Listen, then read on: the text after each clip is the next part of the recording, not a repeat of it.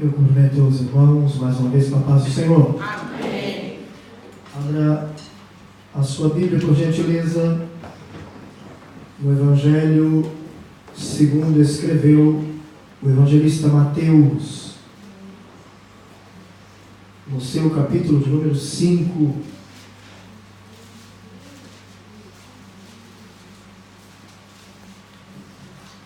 É um culto para a família. E nós vamos iniciar hoje esta palavra e eu quero falar baseado no capítulo 5 do Evangelho segundo escreveu Mateus, a partir do versículo 1 até o versículo 12.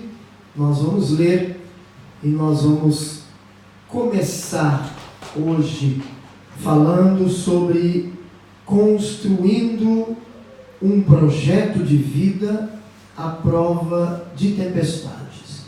Amém?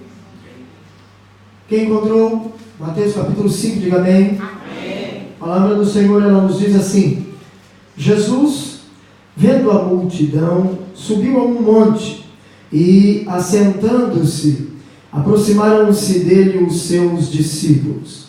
E abrindo a boca os ensinava, dizendo: Bem-aventurados os pobres de espírito, porque deles é o reino dos céus. Bem-aventurados os que choram, porque eles serão consolados. Bem-aventurados os mansos, porque eles herdarão a terra. Bem-aventurados os que têm fome e sede de justiça, porque eles serão fartos. Bem-aventurados os misericordiosos, porque eles alcançarão misericórdia. Bem-aventurados os limpos de coração, porque eles verão a Deus. Bem-aventurados os pacificadores, porque eles serão chamados filhos de Deus. Bem-aventurados os que sofrem perseguição por causa da justiça, porque deles é o reino dos céus. Bem-aventurados sois vós, quando vos injuriarem e perseguirem, e mentindo, disserem todo mal contra vós por minha causa. Exultai e alegrai-vos, porque é grande o vosso galardão nos céus, porque assim perseguiram os profetas que foram antes de vós. Amém? Podem sentar.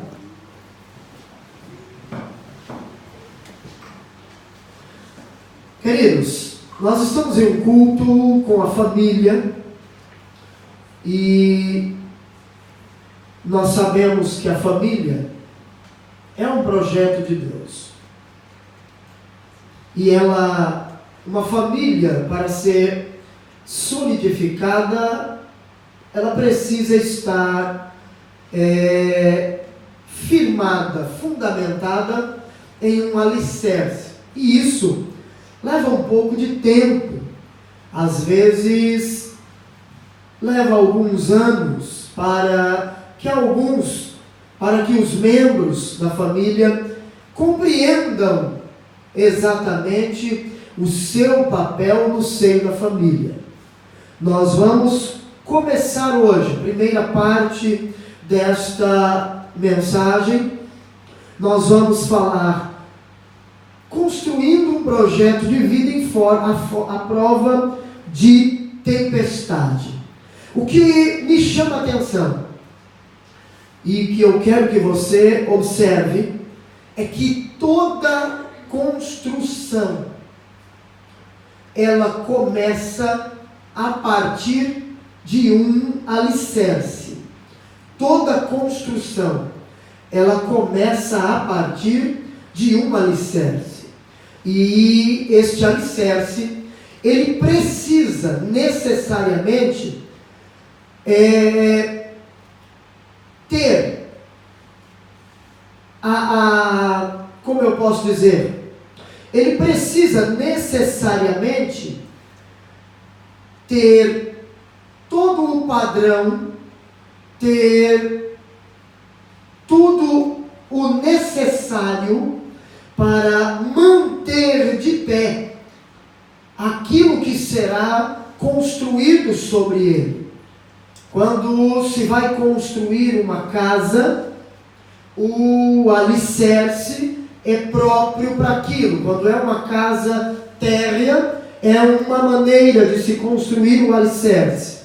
Quando é uma casa de 2 andares, então muda-se, aumenta-se a quantidade de ferragens, o concreto que se usa. Quando vai se construir um prédio, a profundidade do alicerce é maior, existem algumas pilastras de ferro puro para sustentar, e aí, enfim, existe um projeto feito antecipadamente, preparado para aquilo que vai se construir. Quando se fala de família, e principalmente quando se fala de família cristã, não é diferente. Ela precisa necessariamente estar sendo construída sobre um alicerce. E este alicerce é o que vai dar sustentabilidade para esta família. O alicerce é que vai garantir que esta família ela vai permanecer, que o edifício sobre ele construído irá permanecer de pé para o resto da vida. Quando se fala de família, ninguém começa a construir uma família já pensando quando irá terminar. Não. O projeto da família, ele, quando é elaborado, ele é elaborado para ir até o final. Quando se fala da família cristã, nós, quando vamos nos casar, o compromisso, a palavra, ela é dada por ambos, e a promessa feita é até que a morte os separe. Mas o que precisa haver dentro no seio desta família, neste grande edifício que estará sendo construído? O que precisa ter para que este edifício seja erguido e essa família viva junta, unida, até a volta de Jesus? Quando nós olhamos a Bíblia, quando eu leio o capítulo 5, estes primeiros 12 versículos do Evangelho segundo escreveu Mateus, eu começo a perceber algumas lições de Cristo. O famoso Sermão do Monte, ele é, juntamente com muitos outros ensinamentos bíblicos, mas eu vejo que é a grande espinha dorsal da vida cristã, da caminhada cristã. Porque nesse sermão, nestes 12 versículos, Jesus ele ensina, Jesus ele transmite aos seus discípulos na época e a nós nos dias de hoje algumas lições que precisam ser levadas para o resto das nossas vidas. O que me chama a atenção é que esse Sermão do Monte, ele é tão importante que ele ocupa 3 capítulos deste Evangelho que Mateus escreve. Ele começa no capítulo 5, passa pelo capítulo 6 e tem a sua conclusão no final do capítulo 7. Mas quando eu começo a observar os versículos finais do capítulo 7, eu vejo Jesus trazer uma advertência para as pessoas que estavam lhe ouvindo naqueles dias e para nós, nos dias de hoje, e para a igreja de um modo geral. Por quê? Porque ele começa dizendo, no final do capítulo 7, no versículo 24, ele fala sobre os dois alicerces. Mas ele começa usando uma expressão muito interessante para nós. Ele começa dizendo assim: todo aquele, pois, que escuta estas minhas palavras e as pratica, assemelhá-lo-ei ao homem prudente que edificou a sua casa sobre a rocha. Entenda uma coisa, e aqui fica claro para nós, a grande ordenança de Deus para as nossas vidas, a grande recomendação de Jesus para o seu povo, para as pessoas que estavam lhe ouvindo. E este ensinamento, ele se estende até nós nos dias de hoje. Ele começa dizendo que todo aquele que escuta suas palavras e as pratica é comparado a um homem que edificou a sua casa sobre uma rocha.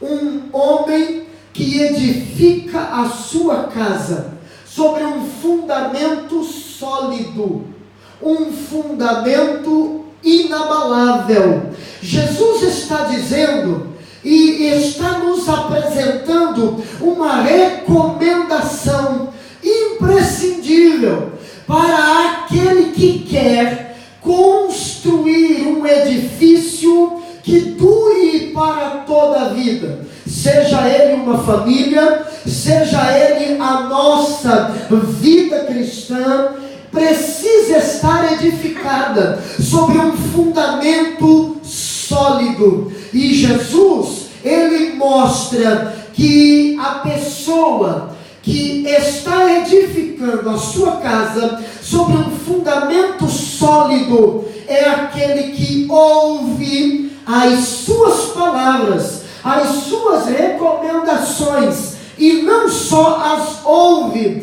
mas as pratica. O que ele está nos transmitindo? Qual é a grande lição que Jesus está dizendo para nós? Ele está nos transmitindo através do Evangelho segundo escreveu Mateus, no versículo 24 do capítulo 7, ele está nos transmitindo a seguinte lição: que a sua palavra não é simplesmente para ser ouvida ou simplesmente para ser lida, ela é para ser também praticada. Por quê? Porque quando eu ouço e aquilo que eu ouço, ou aquilo que eu leio, que está fundamentado na santa palavra de Deus, eu devo colocar em prática na minha vida. Quando nós olhamos algumas famílias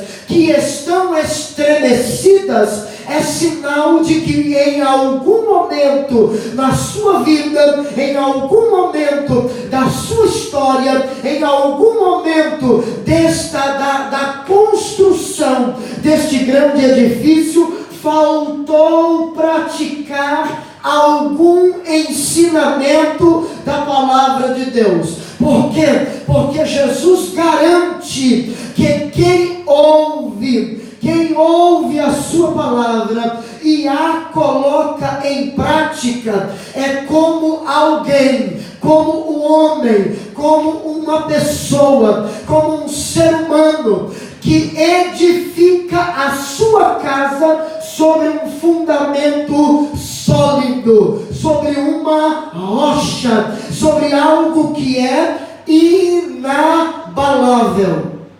Aleluia. Agora veja uma coisa, porque Jesus está trazendo um grande ensinamento. E este sermão de Jesus, ele é pregado há anos, há centenas de anos, há séculos. Pregadores falam do Sermão do Monte. Pregadores usam este capítulo 5, estes 12 versículos, para fundamentar, para embasar os seus ensinamentos ao povo que lhes ouve. Mas o que me chama a atenção é por onde Jesus começa. Veja o versículo 1 do capítulo 5, dizendo assim, que Jesus, ele vê a multidão. O que ele faz? Sobe do monte, se senta, os seus discípulos estão com ele, e ele começa o grande sermão do monte. Mas ele começa o seu ensinamento falando de algo muito interessante. Jesus começa dizendo: bem-aventurados os pobres de espírito, porque deles é o reino dos céus. Quando eu vejo Jesus falando sobre os pobres de espírito, ele diz: bem-aventurados os pobres de espírito. E eu coloco esse versículo 3, porque Jesus não começou por outra expressão. Quando eu estava pensando sobre esta palavra, eu perguntei a Deus: por que o Senhor não começou por outro lugar? Por que tinha que começar falando sobre o pobre de espírito? Por que não começar falando sobre os pacificadores? Por que não começar falando sobre aqueles que têm fome e sede de justiça? Por que Jesus começa falando sobre os pobres de espírito? Porque esta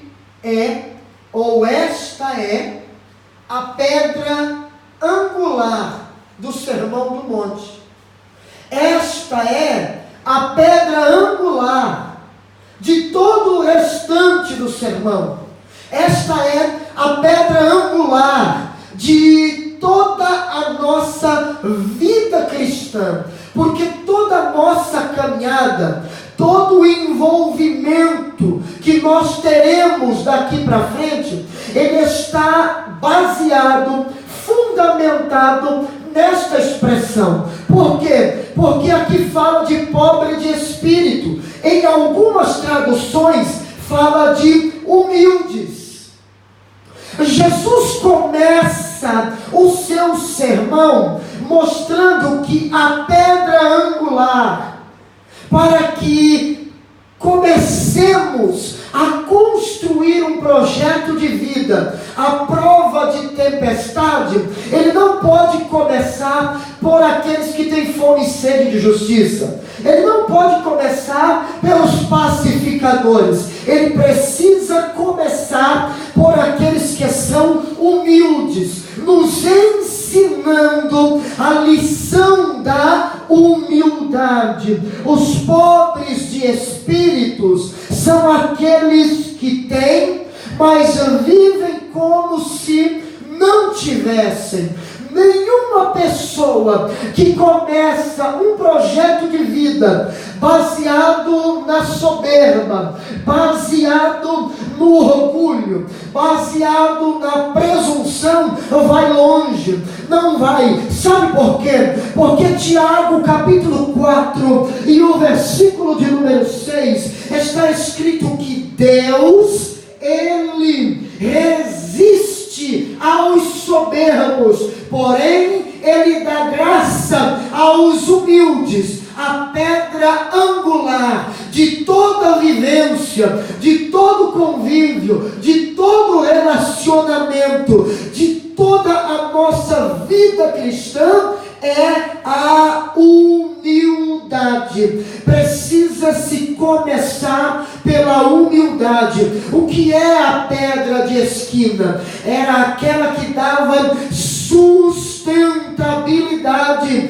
para a construção, a pedra angular. E quando se fala de cristianismo, a pedra angular do cristianismo chama-se Jesus Cristo de Nazaré, e Ele é o maior exemplo de humildade, Ele é o maior exemplo de mansidão, Ele é o maior exemplo a ser seguido.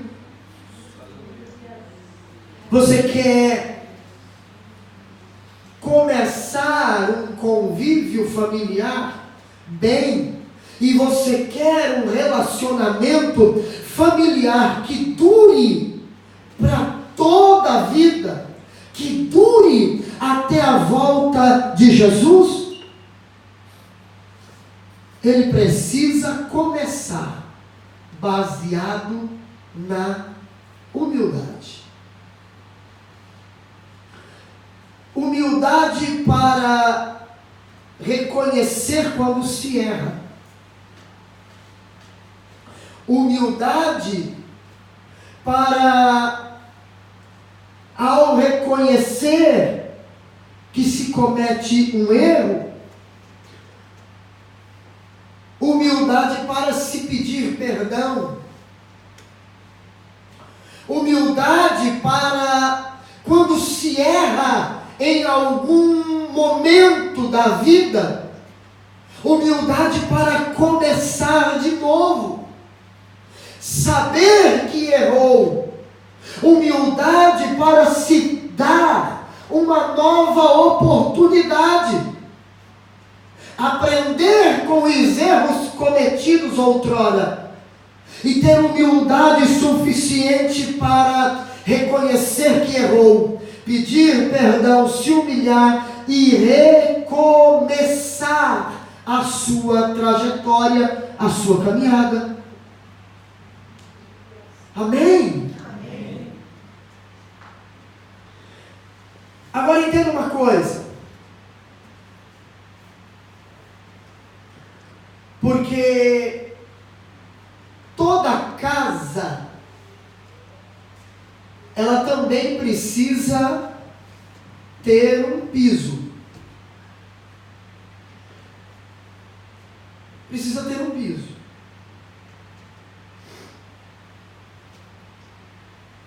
E o versículo de número 4, ele nos mostra o melhor piso. Veja que o primeiro ponto, nós falamos sobre a pedra angular. E eu classifiquei essa pedra angular de humildade. Eu a nomeei de humildade. Agora existe o piso, o melhor piso. E eu o nomeei de sensibilidade. Veja o versículo 4 deste capítulo 5. Bem-aventurados os que choram, porque eles serão consolados. Entenda uma coisa, que em qualquer área da nossa vida,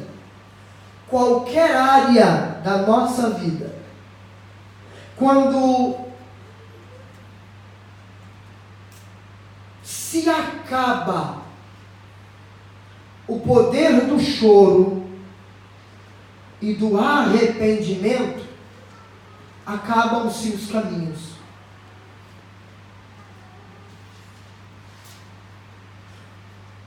Por quê? Porque Jesus, no Sermão do Monte, ele está dizendo: bem-aventurados os que choram, mas ele não relacionou nenhuma razão para o choro.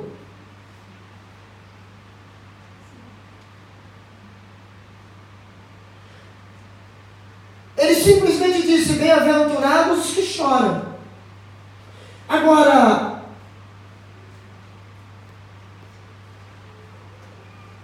eu trago para a nossa vida, para o nosso dia a dia.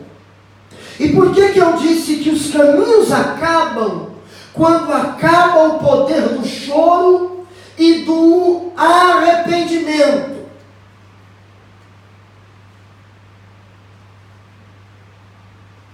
Porque quem perdeu o poder do choro e o poder do arrependimento, perdeu a possibilidade de ter caminhos novos.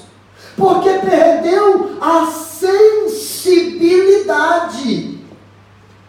E quando se perde a sensibilidade no relacionamento, na vida conjugal, o casamento está começando a ruir.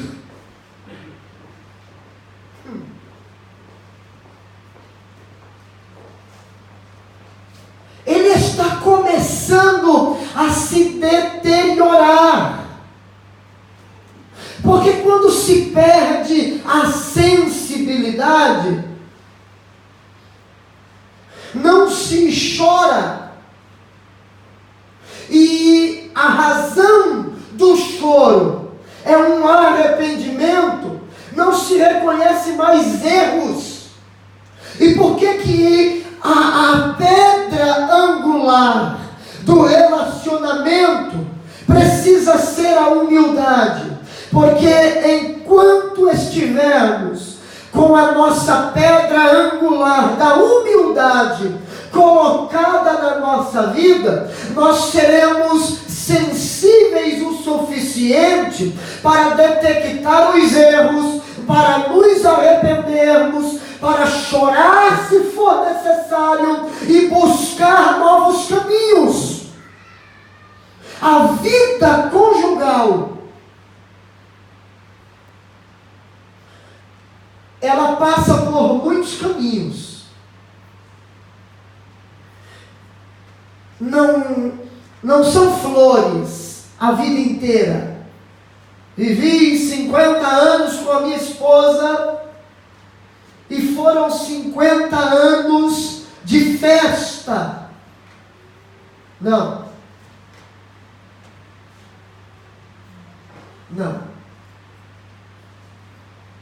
Vivi 100 anos com a minha esposa e foram 100 anos de festa. Quem disser isso, mente. Porque o mundo, ele tem, durante um ano, 4 estações. Primavera, verão, outono e inverno. E não se ri no inverno.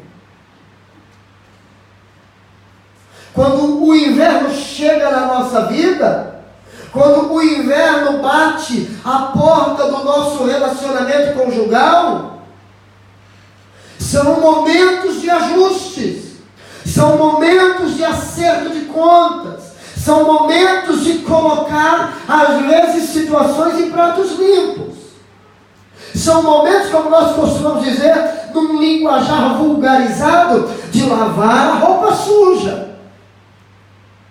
Não venha me dizer que você tem 30, 40 anos de matrimônio e o seu marido nunca te decepcionou, que o seu marido nunca te entristeceu, que a sua esposa nunca te entristeceu em algum momento. Não me venha dizer isso, porque é mentira.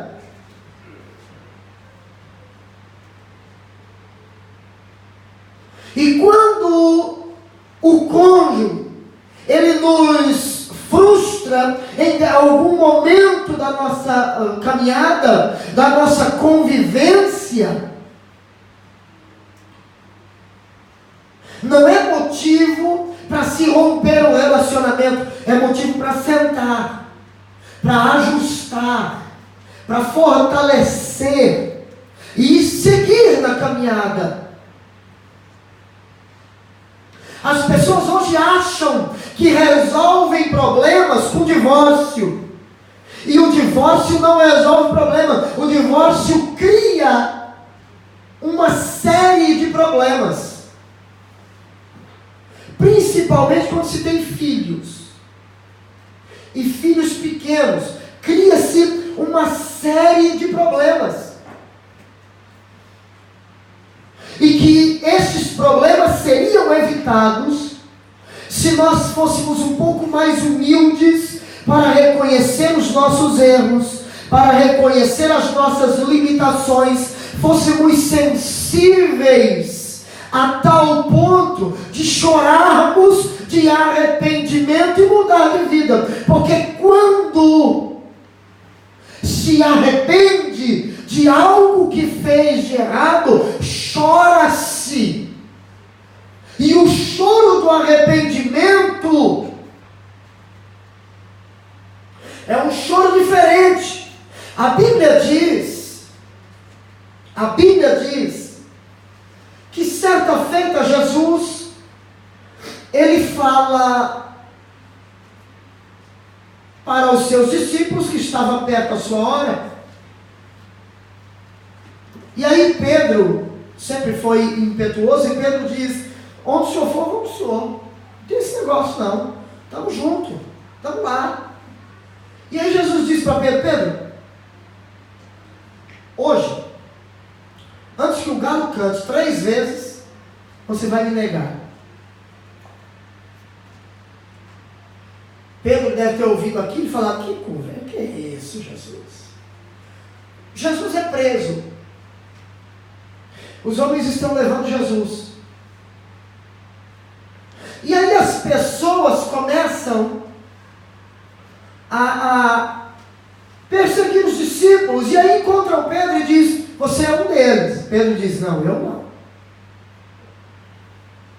Mais adiante, as pessoas o interrogam novamente, porque o percebem parecidos com Jesus na sua maneira de falar, na sua maneira de se vestir, no seu comportamento. E aí Pedro, como Jesus havia dito, lhe nega 3 vezes. O galo canta, e o outro dia nós falamos sobre o galo.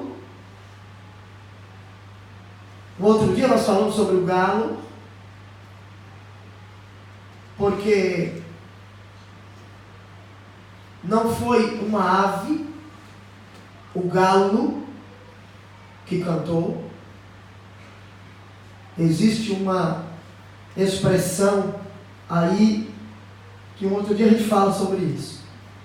Mas o galo canta, Jesus olha para Pedro, e a Bíblia diz que Pedro faz o quê? Chora amargamente.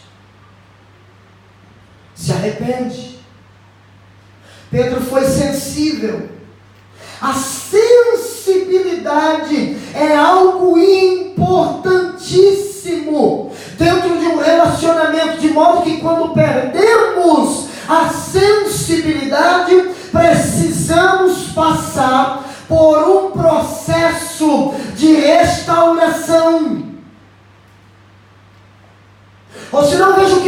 capítulo 37 do livro do profeta Ezequiel, a Bíblia diz que Ezequiel é levado pelo Espírito a um vale que era um vale de ossos secos. E a expressão bíblica é a seguinte: os ossos estavam não secos, mas estavam sequíssimos. O que isso quer dizer? A nossa estrutura óssea, os ossos, dentro do osso tem uma membrana que nos faz sentir, uma membrana que torna sensível, ela nos dá sensibilidade. É por isso que quando você bate a sua perna em algum lugar, ou alguma coisa bate na sua perna, a sua primeira reação é gritar ai. Por quê? Porque você sente dor. E você sente dor por quê? Por causa da membrana que tem dentro do osso. Ela te faz sentir dor. A ordem, o impacto chega através do sistema nervoso, chega no nosso cérebro. E então o que acontece? O cérebro te dá um sinal de que você está sentindo dor, então você grita ai. Você sente, o seu osso, por causa da membrana, está sensível. Ezequiel 37 diz que os ossos, eles estavam sequíssimos, não tinha mais sensibilidade. E então inicia-se em 4 estágios um processo de restauração, que é uma outra história. Mas o fato é que por estarem sequíssimos, os ossos precisaram passar por um processo de restauração, de renovação. E estes ossos, claro, você sabe, ele está se referindo ao povo de Israel que precisou do cativeiro, e dentro do cativeiro de Babilônia precisou passar por um processo de restauração para voltar a sentir a presença de Deus, para voltar a ter comunhão com Deus. E aí deixa eu perguntar uma coisa para você: como está o nível de sensibilidade dentro da sua casa, no seu relacionamento? Como está? É o piso. É o melhor piso da sensibilidade. Te faz pisar sobre ele de uma forma moderada. Te faz pisar sobre ele de uma forma equilibrada. Quando existe a sensibilidade entre o casal, alguns problemas são evitados, principalmente por causa do temperamento.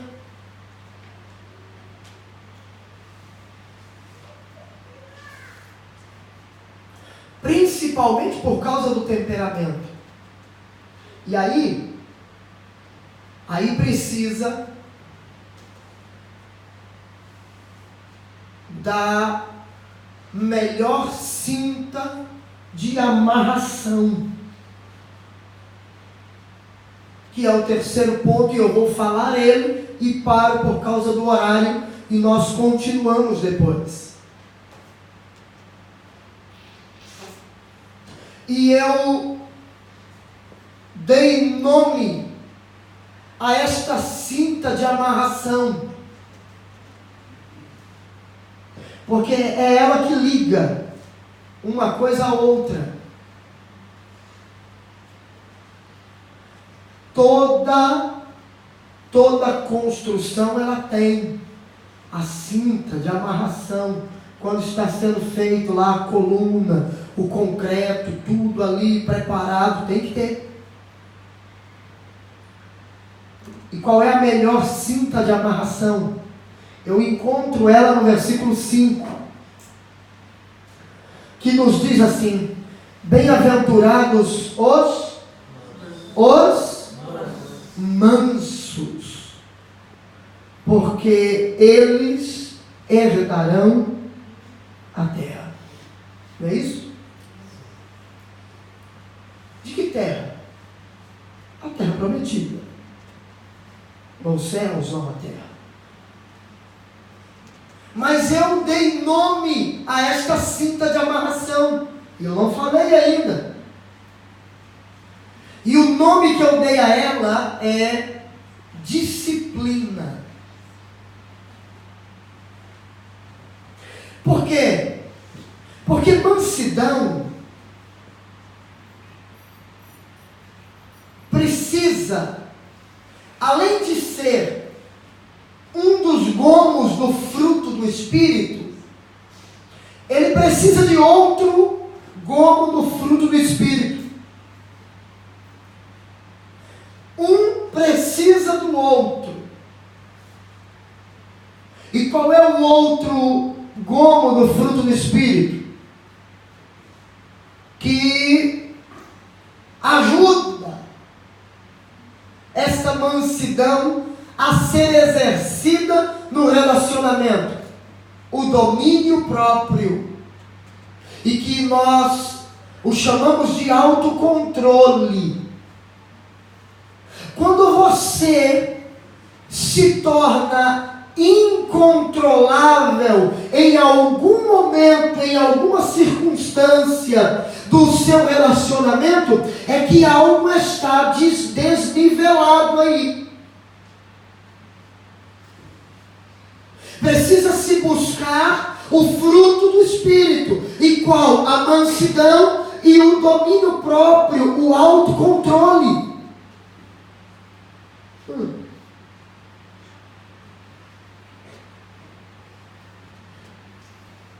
E o que amarra essa construção é a força da disciplina. E eu não estou falando de disciplina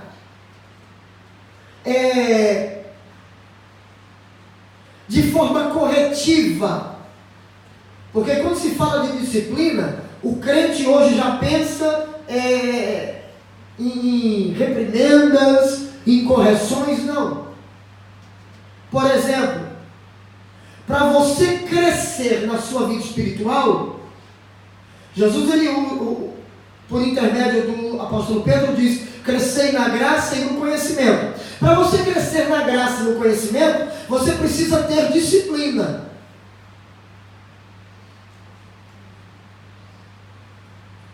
Você estabelece um plano, elabora um plano de leitura e oração.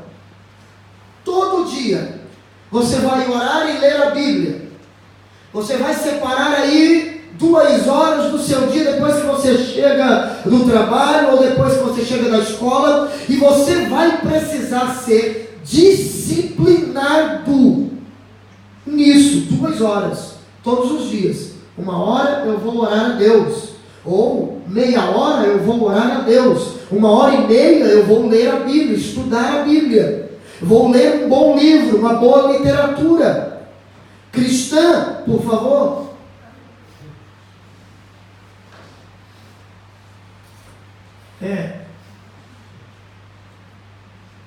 Porque a gente às vezes vê pessoas por aí que têm um hábito de leitura, isso é muito bom, mas um hábito de leitura de literaturas que não são edificantes, que não trazem edificação para a vida espiritual.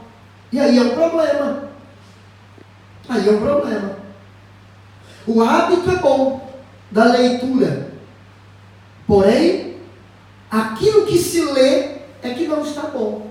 Então precisa se mudar. Tá bom? Então crie o hábito de ler a Bíblia, de orar. E você vai precisar ter disciplina para executar isso. no convívio, no relacionamento.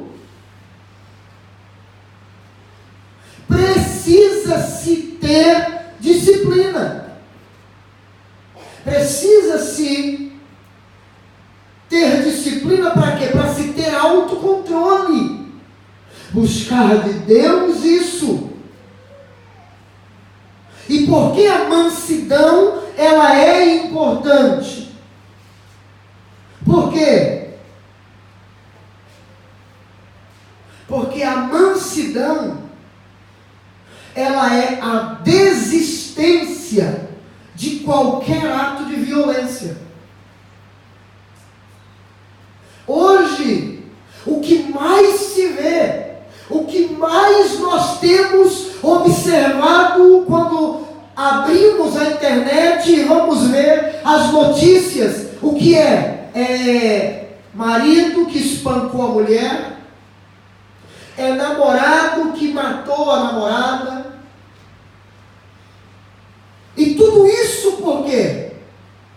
Porque falta-se o controle, o autocontrole, o domínio próprio. É claro, nós estamos falando de notícias que são veiculadas pelos meios de comunicação, mas que está falando de pessoas que não têm um compromisso com Deus. Porém, é como está o mundo lá fora. O problema é que nós temos casos, e não só um, mas sim vários, de que estas atitudes já adentraram as portas de muitas igrejas há muitos anos, e muitos pastores vêm combatendo a violência dentro de casa, e ela está entrando nas igrejas, a violência dentro de casa mesmo, com casais, com famílias cristãs. E isto é falta do quê? Da mansidão. Isto é falta do quê? Do domínio próprio. Isto é falta do quê? Da sensibilidade. Isto é falta do quê? Da humildade. Resumindo, isto é falta do quê?